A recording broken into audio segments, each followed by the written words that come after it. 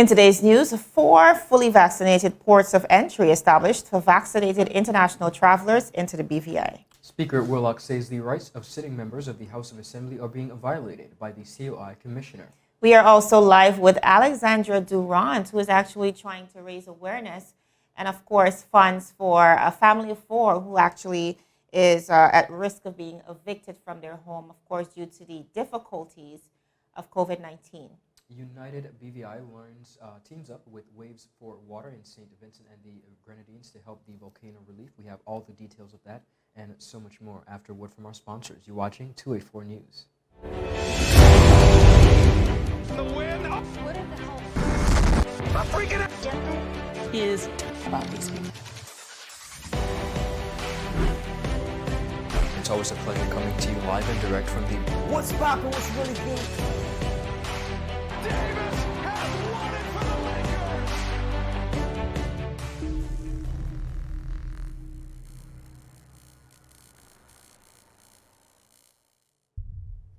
Welcome, everybody. It's Tuesday, June 15th, 2021. A terrific Tuesday to each and every one of you. I mean, from Tortola to Just Van Dyke, Virgin Gorda, and Anigata. We got you covered. Good afternoon. Good evening, everyone. Hello, my name is Javon Wilson. So happy that you could be joining us, covering the length and breadth of the BVI and beyond right here on 284 News. Lots to get into today. Ron, we are first of all following the proceedings of the COI. Quite a thorough investigation, I must say, as present and former politicians go up against the councils. Yes. Of course, the commissioner, but a very, very thorough. A lot of persons are of the opinion that many of the questions being answered, being posed, are seemingly very intrusive, but persons on the opposite side of the spectrum are saying that this is very much warranted. Our systems have been backwards, have failed us, and really have left lots of loopholes for discrepancies, and are really happy to see that the COI is moving forward. Well, Jovan, thorough they must be. I think it's only fair that in an investigation you be as thorough as possible. I think the COI hearings, which we've been watching and keeping up with, are unearthing a lot of different scenarios and circumstances where our leaders need to be more prepared and really show forth the longevity of the systems that they've been in place. So we continue to watch the proceedings. And you know, Ron, one of the things we have been calling for, I mean, the current administration really campaigned of course, on a few words: accountability, yes. transparency. And so those words have been thrown around very lightly for a very long time. Here we see them really being held accountable. And again, not just speaking to the current administration, but the predecessor government as well. The Premier did ask for the COI to be streamed live.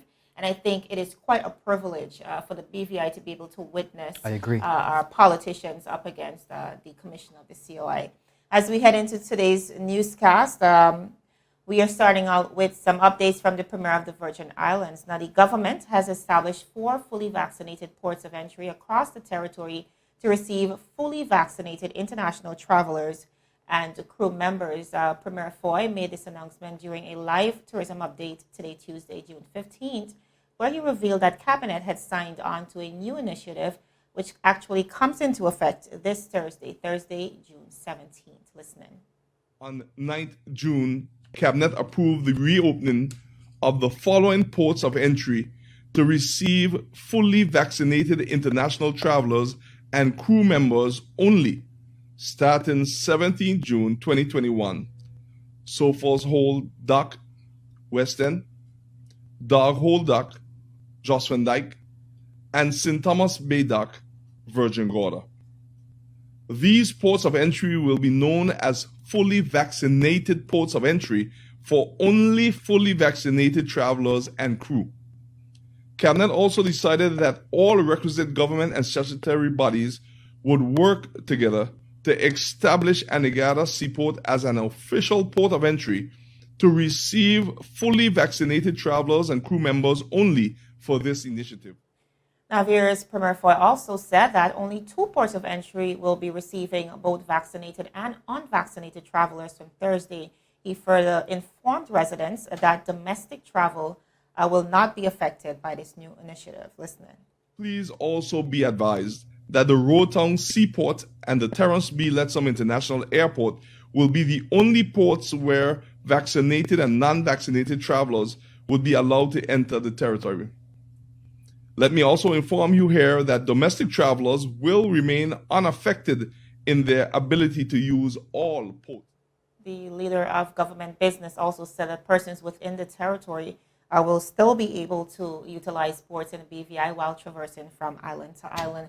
I think much needed update, Clarification, Ron. yes. Definitely, as we see a surge in tourists coming into the territory. Just today, the premier was able to reflect on some 16,000, just about 16,000 persons entering the territory since we reopened on December 1st. Still a very dire situation on the ground as it relates to business and the revamp of the tourism Yes. industry and the bounce back. But certainly, I think a step in the right direction as we aim to reopen fully. Most definitely. Continuing on the local scene, the Unite BVI Foundation recently teamed up with Waves for Water to provide cleaning drinking water for St. Vincent residents affected by the La Soufriere volcanic eruption. Now, Waves for Water is an international non-profit organization and creator of portable water filtration solutions for vulnerable communities with a particular focus on emergency disaster response. Now, the Unite BVI team worked directly with Waves for Water Community Director Mr. Fritz Pierre Louise to provide a total of 200 MVP .1 water filters and some 200 5-gallon water buckets. Unite BVI Foundation manager Kim Takuchi said that this is the second time we have worked with the Waves for Water, who first partnered in 2017 after the passing of Hurricane Irma. Ms. Tarachi remarked and said, "We first met Waves for Water following the storms of 2017. They had a simple method of distributing these filters by empowering community leaders to train and distribute the easy-to-use, effective filters exponentially throughout the community. We wanted to help make a similar impact on the island of St. Vincent, but the concern will this be able to filter out the ash? The answer is yes. The MVP filters eliminate various contaminants, which include illnesses such as cholera, salmonella, and much more, and the toxic volcanic ash. One filter can provide 100 people with clean water daily for up to 5 years." Now, Unite BVI and its donor partners raised the funds to purchase the Transport 200 water filtration systems and buckets. Funding also covered the transportation and accommodation cost for the one Waves for Water representative to travel to St. Vincent. Now, Ms. Tarashi thanked Mr. Pierre Louis, the Honorable Caesar, Ms. Michelle Forbes from the CDEMA, the Government of the Virgin Islands, Mrs. Alika Jones, Mr. Luke Brown, Mr. Brian Glasgow, Mr. Michael Clarence Thomas of CTL, Alex Dick Reed, and also everyone who played an instrumental role in the St. Vincent relief effort. Mr. Pierre Louise arrived in St. Vincent on April 3rd, where he partnered with the Honorable Sabato Caesar, Minister for Agriculture, Forestry, Fisheries, Rural Transportation, Industry and Labor, to distribute the filtration systems in the areas of Sandy Bay, South Central, and Rose Hall. Now, he worked within 6 days in the red zone, and the area really affected most vulnerable from the volcanic eruption. While there, he trained residents on how to properly set up, use, and maintain the filtration system. Now, the residents, he said, were very happy to receive the donations. I observed how residents got together in a time of need, and they waited for their turn to get the filtration system, adding that sometimes in emergency response, people are aggressive, but they were very patient. He also stated, "I was happy to be on the ground to help residents. Now they have their own mini water plant in their homes. Even when the water situation improves, they'll still be able to save their systems for any possible future events." Now, the community director said that one farmer lauded the filtration system as he was able to access clean water in just seconds. Now, of course, viewers, the La Soufriere volcano on the island of St. Vincent in the Caribbean began erupting on April 9th, spewing plumes of ash and gas on the island over a week. Dense masses of debris called flows have caused much destruction. Of course, Unite BVI Foundation brings together people, great ideas, and resources to tackle community and environmental challenges in ways that bring about sustainable, positive impact for the benefit of this and the future generations. Kudos, Jovan, to Unite BVI Foundation for their awesome work in helping our brothers and sisters in over there in St. Vincent at this very critical time. Absolutely. Now, viewers, still ahead of the break, we are live with philanthropist Alexandra Durante, who is actually petitioning to the public. I think, Ron, there's a situation in the BVI that we often try to deny, and that is the grim reality that so many Poverty, persons are suffering. So she's really trying to bring a lot of attention to this issue, and especially a family of 4 who is at risk of losing their home. All that and so much more when 284 News returns. Is business slow? Cash flow down? Hosting an upcoming event? We can help.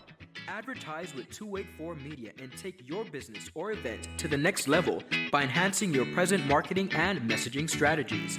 Allow our team of experts to create a personalized ad that sets your business apart from all the rest. This could be your business or event. So, what are you waiting for? Contact our marketing team at 284media at cctbvi.com. Advertising with us works.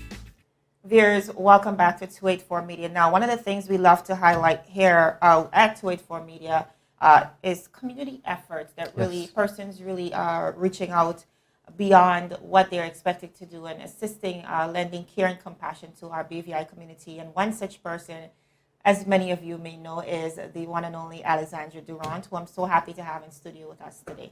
Welcome. Thank you for having me, and good evening, everybody. All right, thank you, and you're welcome.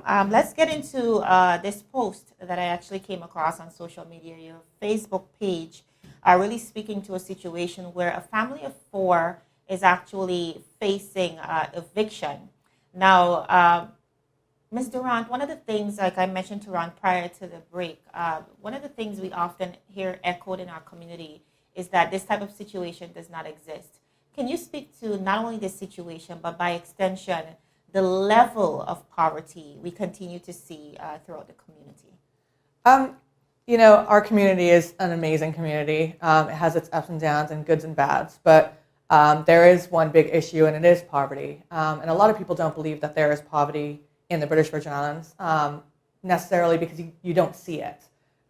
People want to look like they live above their means, and they're also afraid to ask for help. And a lot of people, look like they're doing well when they actually aren't at the end of the day. I've been running a program called Tree of Hands for about 25 years now, and I know that this is definitely not the case. I know that there are a lot of individuals in the British Virgin Islands that really need the help that they can't ask for, they feel like they can't ask for because they're ashamed or, because they want to look like they're with everybody else. But at the end of the day, there is what I believe a pretty high poverty point in the British Virgin Islands. All right, and this situation in particular with the mother, the family of 4, I should say, I know you did mention that it is as a result of the constraints, the fallout, COVID-19. Lots of persons find themselves within that grim reality. What exactly is going on with this family, and how can we assist? So I had helped a previous family. What I usually do, I have a big sounding board on Facebook, and I actually utilize my Facebook as a force for good rather than just posting update and status. So I reached out for a family a couple weeks ago and received the necessary funding. And this person had decided to reach out. At the beginning, it was just for assistance with her business so that she can support her family and stay in her apartment. And, as you can see from the post, that unfortunately things went south pretty quickly, and she really needed the cash to assist her to help her and her children stay in this location that they had. It started off her, really wanting to start work and get money and be able to support themselves, not just as a handout, which turned into me essentially adopting her because she's an amazing person, and I'm sure there's a lot of people in the British Virgin Islands that do have the drive like she does, and nobody's more deserving than the other, but she really worked hard to make juices, and we sold those juices, and we ended up actually raising the rent for her to stay for a couple extra months. Going forward, she's one of many families, and I'm trying, with our group of people from BVI Hands Free and WIN, to come together and see how we can assist people going forward unfortunately, in these uncharted territory, COVID times, hurricane season, there's going to be a lot happening, I think, in the next couple months. I think one of the most refreshing parts of this story, clearly you mentioned there is a need in the territory, and it's further exemplified when you look at places like the BVI Red Cross and the lines that literally wrap around the corners in times of need. The pantries are often very empty, but by extension of your organization, I know it's a group effort that has been mobilized, of course, to assist the person, BVI Hands-Free. And I actually came across this during the lockdown, the times that I think persons were depending on government hampers as well as the BVI Red Cross and supermarkets to deliver food. I very vividly remember BVI Hands-Free being able to reach people faster in many instances than some other organizations. So a very applaudable effort. But let's speak to this woman and her effort. She's not looking for a handout. The husband is not looking for a handout. They're essentially trying to make an honest living to support themselves through the selling of juice. So tell us a little bit more about how persons can assist that effort going forward. So at this point forward, you can reach out to myself on Facebook or pop into Eco on Main Street. She's taking orders through there. We're starting with gallons because it goes a little further, but she will be branching off into smaller one-off drinks. So stay tuned. So you can send us give us a call 499e.co or send us a WhatsApp 346-1023. Or just on Facebook, just reach out to myself and I will get you in touch with her and she can assist you on her many amazing juice journeys. Like she has some amazing stuff like beet and ginger, basil and pineapple. She's thinking more outside the box rather than favorites. Rather than your just go-to juice. Regular juice. I love it. But I have to ask you this. Do you think this is sustainable? Even if we continue to support her, do you think that she could really make an honest way of living through just doing this? I think she can. Obviously, it's to a limit. There's only so much the local population can support before borders opening, and she has an opportunity to really take off with her juice sales, as we all do have an opportunity of taking off. But we really need to go further afield and have our tourism sector back, whether it's cruise ship or private charters. We need fresh and new blood coming in so that we can continue to show the world what we can do here in the BVI and what makes us shine at the end of the day. Absolutely, and that is BVI Love. As we close out, again, I want to reiterate the fact that many are of the opinion that there's no persons are not suffering here. I think I remember one politician even saying that we are living above our means. Essentially, what do you want to say to persons who are of that opinion, and as it relates to the reality, and from your seat, what you've been able to see and experience so far? I've seen some pretty tough living situations, and if that's not poverty, I don't know what is. If you're calculating poverty as people living on the streets and you see them every day, that's not what we have here. We have a very silent poverty, and I think people need to acknowledge the fact that people do need help, and I think the people who do need help need to start asking for it so that people can actually see what's really going on. All right. And higher BVI Hands-Free, how can we keep in contact with you and, of course, support? Like our Facebook page, BVI Hands-Free, we always do shout-outs. Send us an email if you think you're in an area or a position to help in any way, even if it's helping an elderly take out the trash in your neighborhood. Send us an email or sign up on BVI Hands-Free on Facebook, and we do monthly shout-outs to people in areas to see how they can help, and you can volunteer. You're not obligated at any way to do anything. We ask and then you offer. So, Ms. Durant, always a pleasure catching up with you. Viewers, a humanitarian, a businesswoman, a BVI land, and certainly someone who has much compassion for the community. Continue to support BVI Hands-Free. Thank you so much for joining us, Ms. Durant. Thank you for having me. All right, viewers, we're going to go to a very quick commercial break, but when we come back, there's more news. Stick with us.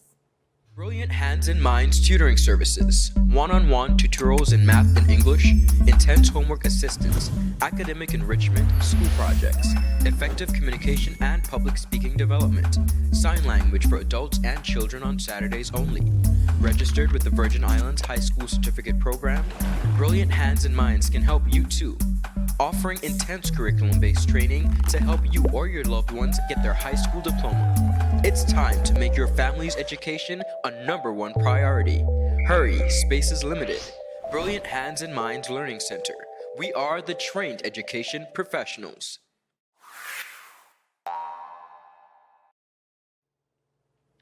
Viewers, welcome back. Thank you so much for sticking with us. Jovan, silent poverty. That was a powerful statement by the lovely Ms. Durant there, and we continue to wish them the very best. Continuing on the local scene, in a Government Information Services release, it was announced that Permanent Secretary within the Ministry of Health and Social Development, Ms. Patrona Davies, begun a special assignment as policy specialist for the social sector last week. Now, the appointment, which is for 2 years in the first instance, will see Ms. Davies focus on providing direct support for the development of policies and core legislation within the Ministry of Health and Social Development. Minister for Health and Social Development, the Honorable Carvin Malone, said that Ms. Davies' assignment is aligned with the ministry's strategic priorities and operational plans and with government's agenda for continued advancement in healthcare and, of course, social services. He said, and I quote, "Ms. Davies is a very knowledgeable advisor, and I look forward to her expertise and guidance as we work to modernize legislation in the territory's internal policies to improve the territory's social service sector." That was the Honorable Carvin Malone. While Ms. Davies is reassigned as policy specialist, Ms. Tasha Bertie will return to act in the post of Permanent Secretary within the Ministry of Health and Social Development, a post which she recently took up for the period of November 2020 to February 2021. Deputy Governor Mr. David D. Archer Jr. welcomed both assignments as a further development of the transformation of the public service. Mr. Archer said, and I quote, "Sector-specific policy specializes lend greater sophistication and efficiency to the services provided by our public officers. This is a significant contribution to the overall effectiveness of the public service." Now, of course, His Excellency Governor John J. Ranking agreed that the assignment of Ms. Davies as policy specialist for the social sector on the advice of the Public Service Commission is in accordance with Section 92 of the Virgin Islands Constitution. Ms. Davies was appointed as Permanent Secretary with effect from June 2008 and previously served as Deputy Secretary within the Premier's Office, Coordinator, Public Sector Development Program, and Executive Director, National Drug Advisory Council under the then Ministry of Health and Welfare. Ms. Tasha Bertie has served in the ministry's Deputy Secretary since October 2013 and on occasion has served as Acting Permanent Secretary. Prior to her appointment to the ministry, Ms. Bertie has also served as Acting Deputy Secretary, Assistant Secretary, and Private Secretary in the then Ministry of Education and Culture. Jovan, we continue to wish the Minister and his team in the Ministry of Health the very best as they continue to navigate. Absolutely. As we move right along, Speaker of the House of Assembly, Julian Willock, has said that he believes the rights of the members of the House continues to be violated by the Commissioner of Inquiry, Sir Gary Hickenbottom. In a media release statement issued from the Office of the Speaker on Monday, June 14th, Willock expressed his discontent with several actions and requests from Sir Hickenbottom for the ongoing Commissioner of Inquiry. His latest discontent comes from the request of the Commissioner to have sitting members of the House present for the live COI hearings during the week of June 14th, which conflicts with a scheduled sitting of the House of Assembly. He said, and I quote, "The Commissioner continues to violate the rights of the members and further has no regards for the schedule of the House of Assembly, where in the British Westminster system, it has been long established, almost 500 years now, that the Parliament is sovereign and no other activity, including a Commission of Inquiry, shall interrupt in the work of Parliament. The House of Assembly will be sitting this week, June 15th, 16th, and 17th of June 2021. However, Mr. Gary Hickenbottom still violated parliamentary sovereignty norms, traditions, and convention, and the rule of law by asking honorable members to appear before him on those dates, despite being told that the schedule of sittings that was Speaker Willock. Now, members missed workshop due to the COI. Willock was speaking at the BVI Commonwealth Parliamentary Association members training and also pointed to evidence of the impact of COI, which resulted in the members having to miss the event. He continued, and I quote, "Even today, many of the members are not attending this workshop because, again, they are asked to appear before him on the day of the parliamentary activity, after which we told him in advance of this event. Notwithstanding, some House of Assembly members, in the spirit of cooperation, have decided to appear before him," he added. Now, the COI engaged in public relation spin machine. That's according to Speaker Willock. He also said that he believes that the COI, and I quote, "engaged in a public relations spin machine which is aimed at destroying the reputation of the House of Assembly members." He said, "So members of the House of Assembly who dares to stand up for their human and civil rights will be labeled as someone who has something to hide, resulting in them being tried and found guilty in the court of public opinion." Now, the continuation of the ninth sitting of the House of Assembly was initially scheduled for June 10th. However, due to reasons unknown to our news station, it was rescheduled for today, June 15th. The sitting continued in the committee stage, where the Contractor General Act was on the agenda to be deliberated. Ron, I think the debacle continues. Absolutely, as it the relates saga to continues. what we see between the Commissioner's office and the sitting government. There's lots of contention as it relates to the COI. Everyone has an opinion, Yes. and we're not exactly sure where to stand on this. Well, not only does everyone have an opinion, but I think everyone wants to tell the Commission of Inquiry, the Commissioner, the sole Commissioner, how to operate and how to do his Commission of Inquiry. I think that's what we're seeing a lot from the beginning to this point. Legislators have continued to echo from the Premier, stated their particular stance, notwithstanding that they have a right as elected officials to weigh in on the process. But at the end of the day, an investigation is being sought. Your investigation calls you, then you have to answer. A much warranted Absolutely. investigation of that. One that the territory, I think, will be better off for, we hope, and that we can move forward. But at the end of the day, you can't tell someone how to run their investigation. You can't tell them when to call you. And I think that's what we're seeing, despite, of course, the Honorable Speaker standing by his statements that, the House of Assembly is supposed to meet. I don't necessarily think that this is the best timing for the back and forth. However, this is what we continue to see. Well, from the get-go, the government, by default, the Extension House of Assembly, has said that they are willing to support the Commission of Inquiry in whatever And cooperate, way they can. yes. And I think we're here, and it's time for us to just cooperate and move forward. I could not agree with you more. Viewers, before we close, the Minister of Natural Resources, Labor and Immigration, the Honorable Vincent Wheatley, is encouraging partnerships to move forward amicably in relation to the resolving of historical claims to ancestral lands following a meeting with the Anegada Advisory Lands Committee. Of course, Acting Permanent Secretary within the Ministry of Natural Resources, Labor and Immigration, Mr. Joseph Smith Abbott, met with the members of the committee on Wednesday, June 9th, to discuss the best way forward. Honorable Wheatley said claims and disputes to ancestral lands has been an issue for quite some time, and I have rectified quite a few of these issues since coming into office. This is an ongoing matter that will take some time. The ministry and I are committed, he said, to rectifying and resolving as much as we can to ensure that these lands are distributed to their rightful owners. We will be working closely with the AALC on these matters. Now, of course, Acting Permanent Secretary, Mr. Smith Abbott, said the ministry is reaffirming its commitment to the process of resolving claims to the ancestral lands and look forward to the partnership with the committee going forward. He said, and I quote, "I would like to take this opportunity to thank the AALC for the opportunity to meet with them and, of course, to discuss the best feasible way to move forward together." Jovan, of course, the issue of ancestral lands has been a conversation for a very long time, and we do wish the minister as well as his ministry, along with the Acting Permanent Secretary, Mr. Joseph Smith Abbott, the very best. It's a quite important matter, and we're happy to see that it's being addressed. All right, viewers, that is all the time we have. But again, the conversation in the COI continues tomorrow. We have all the updates. Be sure to join us again. But for now, that is all the time we have. Check out our website, 284media.com. We're also on Facebook at 284media and Instagram and Twitter at 284 BVI. My name is Javon Wilson. And I'm Ron Grant. We'll, of course, see you tomorrow where we deliver your daily dose of local, regional, and international content. A happy Tuesday once again, and have a great rest of the day. Bye-bye.